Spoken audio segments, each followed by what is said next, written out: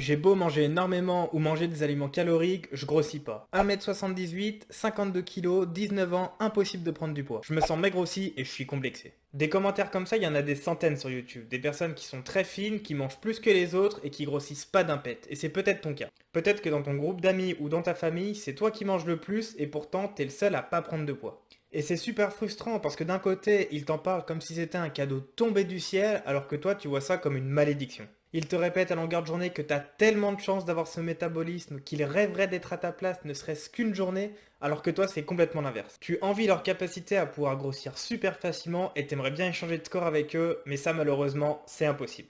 Alors plutôt que de vouloir échanger son métabolisme avec celui de quelqu'un d'autre, le mieux c'est d'accepter celui qu'on a, le comprendre et s'adapter à celui-ci. Et pour ça, je t'ai préparé un test en 9 questions pour savoir si tu as un profil ectomorphe. La semaine prochaine, je vais publier un guide complet pour t'aider à prendre 2 kilos en un mois sans te gaver, sans que tu aies mal à l'estomac, en privilégiant des aliments sains et caloriques. Donc si ça t'intéresse, tu sais ce qu'il te reste à faire. Dès qu'on s'intéresse un peu à la prise de poids, il y a une question qui revient souvent sur la table, c'est le profil morphologique. En gros, c'est la silhouette qu'on a au naturel.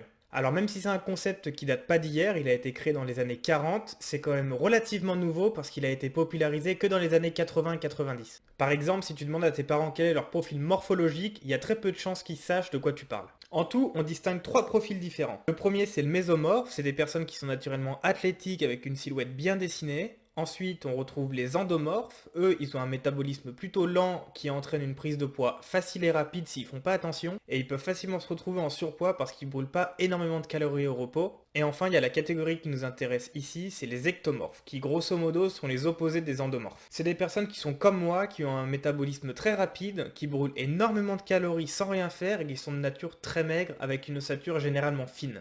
Alors, je t'ai rapidement résumé les différences entre les trois profils morphologiques, mais tu te doutes bien que c'est un peu plus compliqué que ça. Si tu as des questions un peu plus approfondies, n'hésite pas à les mettre en commentaire et je te répondrai. Maintenant, on va rentrer dans le vif du sujet. Est-ce que vous êtes ectomorphe? Alors, je vais pas te cacher que pour savoir si t'es ectomorphe, c'est un peu la merde. La première méthode, c'est de prendre des mesures de son corps, mais le problème, c'est que ça demande des outils qu'on n'a pas forcément à la maison, donc c'est ciao.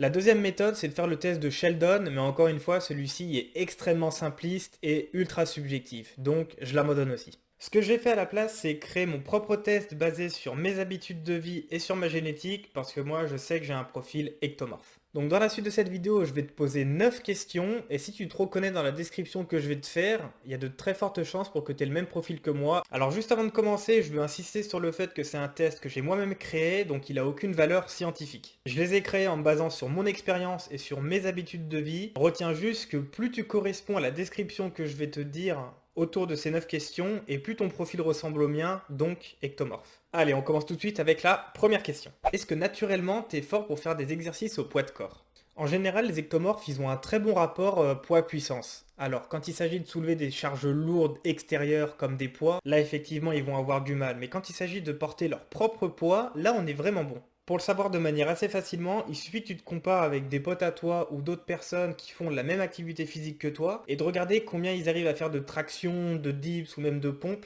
et de comparer le nombre qu'ils en font avec toi. Si je dois prendre mon exemple personnel, il y a quelques années, je faisais beaucoup de parcours et on avait un entraînement où on devait se mettre en poirier et faire des espèces de pompes. Je te mets un schéma à l'écran parce que dit comme ça, tu dois rien comprendre. Et bah dis-toi que cet exercice-là, c'est moi qui arrivais à en faire le plus alors que j'étais de très loin le plus musclé de la salle. Donc en résumé, si tu es à l'aise avec les exercices au poids de corps, tu peux te mettre un point. Ensuite, deuxième question, est-ce que le stress coupe instantanément ton appétit? Essaye de te rappeler comment tu te sentais avant un examen important comme le bac, le permis de conduire ou alors juste après une grosse dispute avec quelqu'un que t'aimes. Est-ce que t'étais du genre à aller foncer à la supérette du coin pour t'acheter un paquet de chips ou au contraire que ça te nouait l'estomac et que tu pouvais plus rien avaler? Quand t'as un surplus d'émotions négatives qui t'envahit et que ça te coupe la faim, c'est un signe que t'as un profil ectomorphe. Question numéro 3, est-ce que ce qui te fait sortir du lit le matin, c'est le fait d'avoir faim? Celle-ci, je l'ai remarqué il y a pas très longtemps avec mes habitudes de vie parce que j'aime bien rester sous la couette, tu vois, pendant 10, 15, 20 minutes, je sors pas tout de suite du lit. Et j'ai toujours admiré ceux qui, une seconde après avoir éteint leur réveil, se lèvent direct.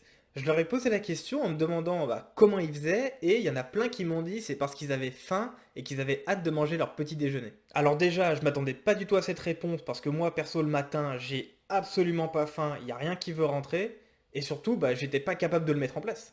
La faim me motive pas du tout à sortir de mon lit, donc si t'es comme moi, tu peux te rajouter un point. Ok, pour la question 4, on va rester dans le domaine des habitudes et du petit déjeuner. Est-ce que tu peux sauter le petit déj ou un repas sans aucun souci sans que ça te fasse mal au ventre? Perso, je peux très bien sauter mon petit déj et prendre le premier repas de la journée vers 15 heures et j'aurai aucun problème. Ça va, je vais à peine sentir un truc dans mon ventre quoi. Donc, si t'es aussi dans ce cas, que tu peux sauter des repas sans aucun problème derrière, tu peux te rajouter un point. Cinquième question, et celle-là, elle va peut-être toucher votre sensibilité et votre ego parce que pour moi, ça a toujours été une grosse source de complexe parce que ça touche à la génétique. La question est simple, est-ce que t'as les chevilles et les poignets extrêmement fins? Alors c'est le seul point physique de ce test, mais j'ai vraiment tenu à le mettre parce qu'il est hyper révélateur. Tu peux très facilement calculer la circonférence de tes poignets et de tes chevilles avec une corde et un mètre.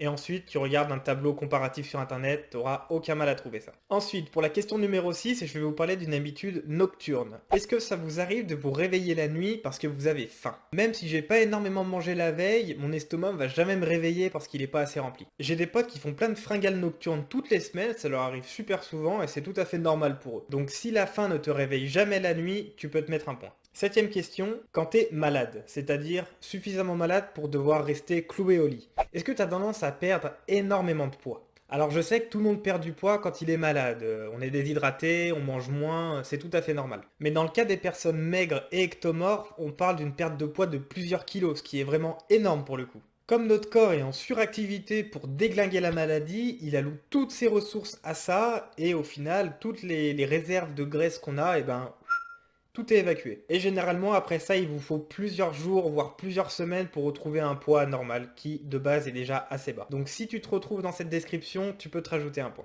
Allez, huitième question maintenant. Est-ce que la digestion fracasse ton énergie? Alors ça arrive plus le midi que le soir, mais en général, c'est que vraiment t'as un énorme coup de barre et c'est pas juste une petite baisse de concentration. C'est vraiment, t'as qu'une envie, c'est de dormir et rien que le fait de rester assis, tu trouves ça fatigant et pas du tout reposant. Je suis pas en train de parler de juste une petite flemme comme on a tous après manger, hein. Je parle vraiment d'un coup de massue sur la tête, un truc qui t'assomme littéralement pendant au moins une heure. En fait, j'ai l'impression qu'au moment de la digestion, mon corps utilise vraiment 100% de son énergie uniquement pour digérer ce que je mange.